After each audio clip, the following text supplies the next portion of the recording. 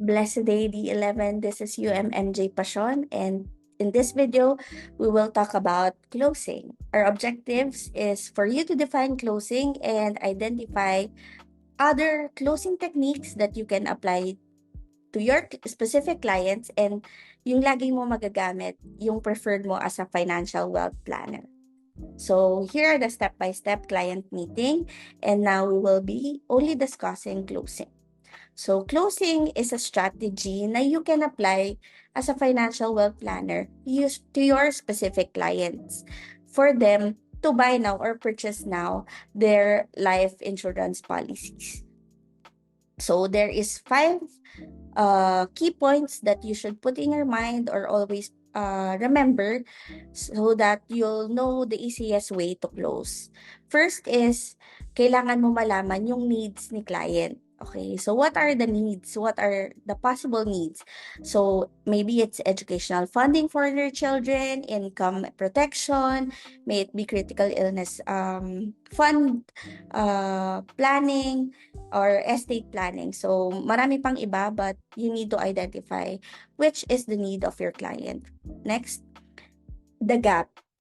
So you need to know the gap from the savings, kung ano yung na-save ni client, to the gap na gusto ni client ma-achieve. Next, budget. Yung budget ni client, kaya niyang ibayad for that specific policy. Assessment.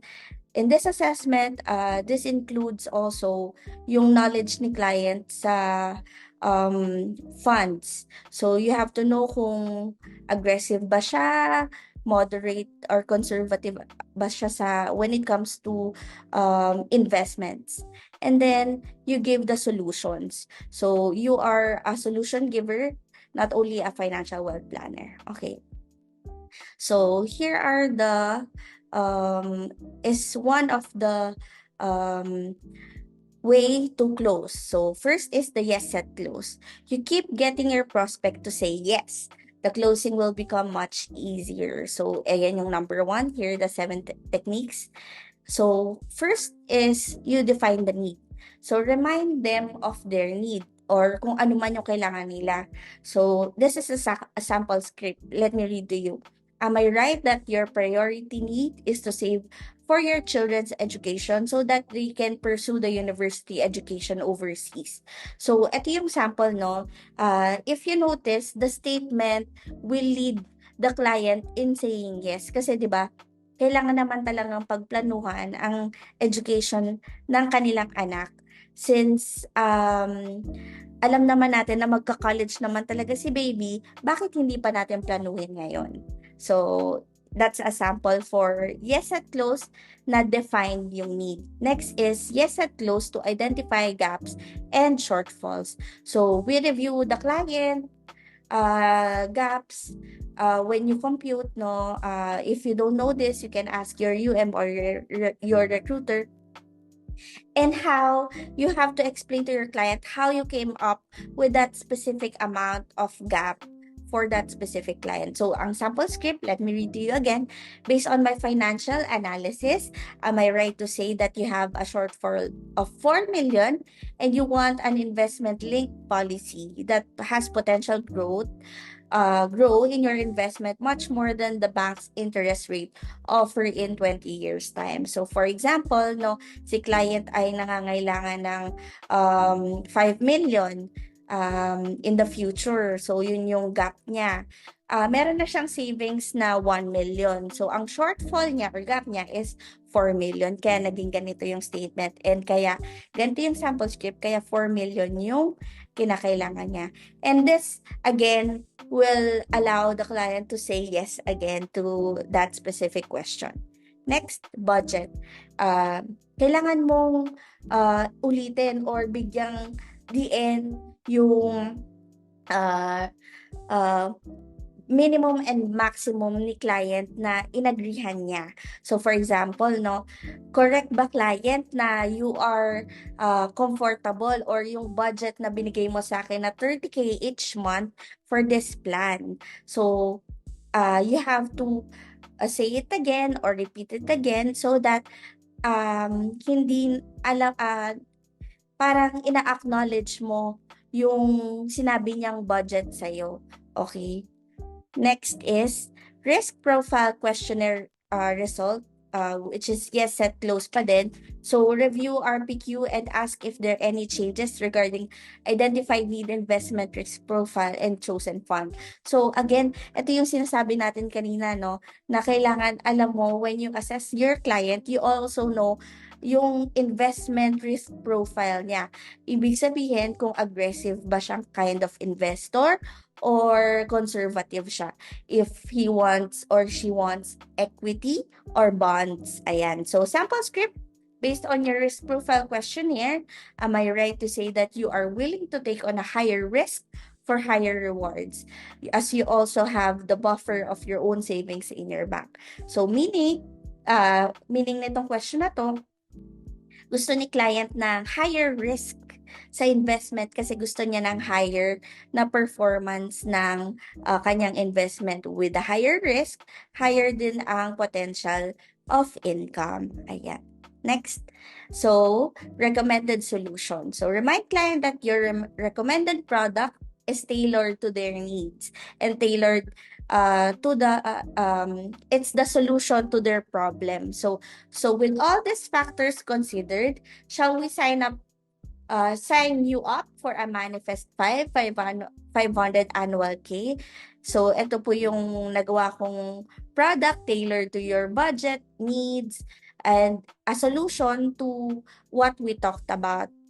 Ayun. So, that's a sample of yes, set, close. Let's go to temperature close. So, ito yung pinakamabilis for me, no, na gamitin. So, itatanong mo lang sa client, sa tingin mo ba, client, beneficial itong produkto na sinasabi ko, o itong policy na ginawa ko for you and your family's future. So, pag sinabi niyang yes, you can say na, so can we start today? That's very short and simple way of closing temperature close. Let's put that in mind because this is actually what I'm using most of the time. Next, direct close. Katulad nung second, you can lead it to the third one, which is direct close. Can we start this program today? Are you or you can also say na are you willing to start this program for you and your family today? Ayan. So, fourth is T-close. Do you save in a bank? So, T-close is where you also present bank versus VUL or the benefits of benefits of saving in a VUL instead of a bank. Pero we don't have any um, uh, parang pangit na sasabihin tungkol sa bank because saving in a bank is their liquid money. Saving in a VUL is their investment and their plan for their future. So, fifth is alternative minor close. Tatanong mo dito, possible mong pwede itanong dito is, how do you want to pay for your premium? Do you want to pay it by by card, a debit card, GCash, or you want it on the counter sa bank, or you want to pay it annually, quarterly, semi-annual, monthly, stuff like that. So that's alternative minor close. That will lead you on to closing already. Sabi niya, ay meron ako dito GCash. So okay, client, we can pay it via GCash. 6, medical close. So, when you can ask your client, when was the last time you had your medical checkup? Why am I asking this? Because kung may sakit tayo, client, na-diagnose tayo when you go for a medical checkup, I can no longer insure you. So, or if you are diagnosed with diabetes or hypertension before applying for the insurance, pwede tayong ma-rated, pwedeng mas tumaas yung premium na babayaran natin. Or in the worst case, hindi tayo ma-approve sa ating application in your policy.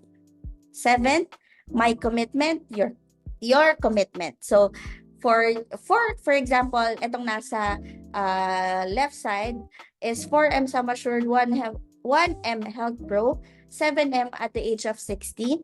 This is their sample policy. Okay, so this is you will give us financial wealth planners, and their commitment for those protection and those investment is that they have to save 5K monthly.